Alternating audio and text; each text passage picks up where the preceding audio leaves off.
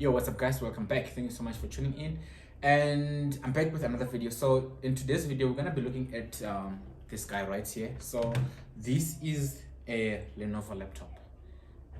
Basically Lenovo is really not one of the most popular, but however it's one of the ones that are right there in the market. You know, they are, if they are not number 3, they are number 4, because this guy keeps on bringing things back, and they're trying to fit into all categories: entry level, mid-range, high-end, advanced machines, pro levels, and so forth. So they're trying to find themselves in all those categories, whereby if you want an entry-level laptop, you can find it. If you want a tablet, you can find it. If you want hybrid, you can find it. If you want a performance machine, gaming machine, programming machine, graphics machine, you can basically find them. So Lenovo has been there for years, and as much as they are not popular, but they are still there in the competition, and it's one of the brands that you can fall into if you need one. So the one that I have here with me in particular, this one is a Lenovo V14-IIL. So that's basically the model. So for me, this one, I'll consider it as a entry-level business machine. As much as it doesn't have most of the features that so-called business machines has, but I think this one falls into that category, given the specifications, given the cost that it has, given the performance that it does. So I've been having this since January, so I've done a video, but it didn't usually came out right. So this is sort of like a catch-up session for me, because I actually had to delete that footage. But anyway, let's jump around into it. So this laptop, starting with the physical appearance and the specification, looking at this side, it just looks so dead, you know, considering the size, because this is actually very thick, you know, just for it to have all these two things here. I don't know, I don't find that part right. It's really not right. I don't know, I feel like they could have added more into this, as much as they try to curve it in here. However, this is still the same size if you look at it from the bottom side. But anyway, that's something else. I feel like Lenovo could have done it so much greater in such a way that there's no much space wasted in here, because they can put enough ports. Anyway, so starting in here, we've got like a small .4 microphone. So I will touch back into that again. So there's a microphone here, and there's also an audio jack, so you can plug in your headphones, you can put in your aux cable, and also there's an micro, is it micro? No, this is just a memory card slot where you can put in the memory card, and basically there's nothing else on this side. So I still feel that Lenovo could have done so much by making use of this space effectively. Anyway, let's jump, and then if you look at it at the back, there's basically nothing. If you look at here, so there's no port. Normally nowadays laptops don't allow, or they don't put any port at the back like we used to have back in the days. There's basically nothing you have in here. So let's jump into the left hand side. So there is the power port, where you can actually plug into your power adapter, and the next thing is a light indicator, which basically shows you when the laptop is plugged in, when it's charging, and so forth. And then there's a full-size HDMI port in here, which you can plug in your HDMI, and the rest, these are full-size USB 3.0 ports. So there's no Type-C. So they basically should have probably put one port on the other side, at least to make it look nice, because it's so vacant on the other side. So those are the 3 ports, and then the next thing that you find in here, it's a light indicator to show that the laptop is on. And then looking at the front, there's nothing else except for the speaker grills, which is something that we're also going to touch when we go further with the laptop. So the speaker grills are actually situated in here, which is quite interesting, because now the speakers are kind of like facing down. So looking at the top, the only thing that you find in here is the Lenovo, basically the name or the logo, the brand, whatever. And then this material itself is kind of like rough material.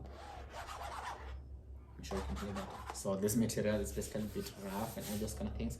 And I think that's basically cause it to be scratch resistance. You're gonna have to scratch it more harder for you to actually have a line on it. So I actually like this material because it actually prevents you. So this has been in and out of the bag many times, but it still remains the same. You're still able to wipe it if there's any dust on it, but at least the scratches are not in there. So let's open it and see how it looks from inside. So looking from the inside, this is how the laptop looks. So this is a 14-inch LED display. It's not a touch, it's basically a 14-inch display, and you still see that there's a huge room for the bezels in here. This is big. This is actually way bigger. Look at this, way bigger. This is I think it's something that they could have cancelled, they could have removed, maximize the space. But anyway, we are not the designers, so I'm sure there's a reason why it's like this, probably for components and all those kind of things. But I think in 2021, there's so much that can be done to actually shrink the biases and all those kind of things, make every space useful, so that it doesn't actually look like any other random normal laptop. So yeah, that's the screen. And then looking at the top here, this is a webcam, of course you already know that. And then there's also microphones, built-in microphone, and also a light indicator here to show when the webcam is on or it's being used. You basically going to see it with that light indicator when it's on. And then the two microphones in here. So something to take note into this microphone. So like I said earlier on, there's a microphone on this side which basically works hand in hand with this. But you probably ask yourself, how is it that they have like 3 microphones and stuff? So when you're actually using this machine like this, when it's closed, it's basically a little bit harder for people to hear you on the built-in microphone. If you have an external monitor plugged in and you're depending on the microphones in here, it won't be loud enough, or people won't hear you clearly because the laptop is basically closed. So that's obvious, the laptop is closed. So you're gonna make use of the microphone on the outside, which is why they have a microphone on this side. So I don't know if they're promoting something or there's a reason why they have that microphone on this side, but it works hand in hand with these two. So this two, when it's closed, I think it's much better for you to use this one. That will happen automatically. You don't have to select which microphone to use and which one not to use, but that's something to take note so that you are not skeptical of using this machine while it's closed. You can actually do that because this microphone becomes in handy when the laptop is closed. But however, if you need to use the webcam, if you don't have an external one, you're basically gonna have to depend on the built-in one. So basically, yeah, that's it. Something to take note when it comes into those microphones. So let's jump down to the bottom part of the laptop. So from this end right here, this is where there are more vents. So basically, it helps the laptop to actually break that, or to do the outtake of the air from this side. And also, there are just like grills here at the bottom right here, but they also work hand in hand with the ones that you actually find in here. So when the laptop works in while it's open, it's actually great. So even when it's closed, the gap that you have in here, it actually opens for the air to actually being pushed down. However, if it's open, it's easier for the air to come out this way. So something to take note as well. And then looking at the keyboard, this is a normal size keyboard with something that recently, I don't know why recently it's a little bit of a challenge, but looking at this directional keys here, because up and down arrows are kind of like very close to each other. Those are the smallest keys that I'm seeing that are very close to each other, which mostly in most cases you actually make a mistake of pressing one as opposed to the other. It's just a good thing that none of the two will make any difference if you're working on anything. They won't delete anything, they won't move anything. It's just the matter of moving the page up or down, or scrolling up or down, which you can basically do it the other way if you're using a mouse, or you can actually go and press the right key. But nonetheless, I actually love the spacing between on the keyboard itself. So there's so much room in between, and also this seems like there's really enough space for things to get stuck. I'm thinking of the Mac, or also the old generation of the EliteBook or the HP family, whereby you will see that the keys are so close to each other in such a way where if something falls in between, it basically gets stuck. But however, the gaps that we have in here between the keyboard, it's actually great. And actually like the fact that these are quite softer, and also that gets influenced by the surface that you're actually running this laptop on. But anyways, that's something for another day. The keyboard itself, actually like the fact that it sort of goes down in here and then it comes up. So if you're working on it, you're basically gonna have like a good room for a what do you call it, the wrist rest, something like that. And then looking at the trackpad, I think it's standard enough. It's not as big as what we have on the MacBook and the Dell XPS. So I think it's standard for this kind of a machine. And also the next thing that you find in here, it's just the Lenovo logo, and basically that's it.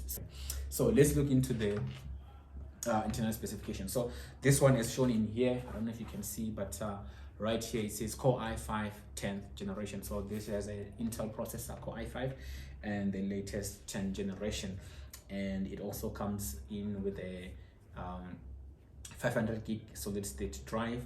And then initially this machine, I think entry-level configuration, you find it with the 4 gig RAM, but the one that I have here with me, it has been bumped up to 8 gig, so it has 8 gig RAM.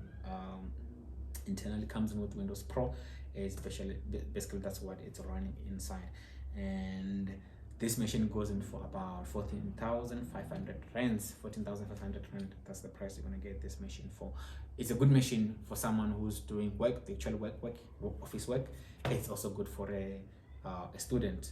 I understand the price might be a bit steep, but I think the price is okay. It's right where it's supposed to be. I don't think you're gonna get anything brand new from the market for less than that. I think the rest of the things that you're gonna get, it's just gonna be from about 11,000. You'll get like a normal Core i5, maybe 7th or 8th generation, and then you probably get it with the normal drive instead of a solid state. So with the specification that this machine comes in with, I think the price is relative competitive, and I think it's fair enough for someone to actually acquire this machine. So that has been it with the Lenovo machine, and I will see you guys on my next video. Thank you so much for watching, and I'll catch you on my next one.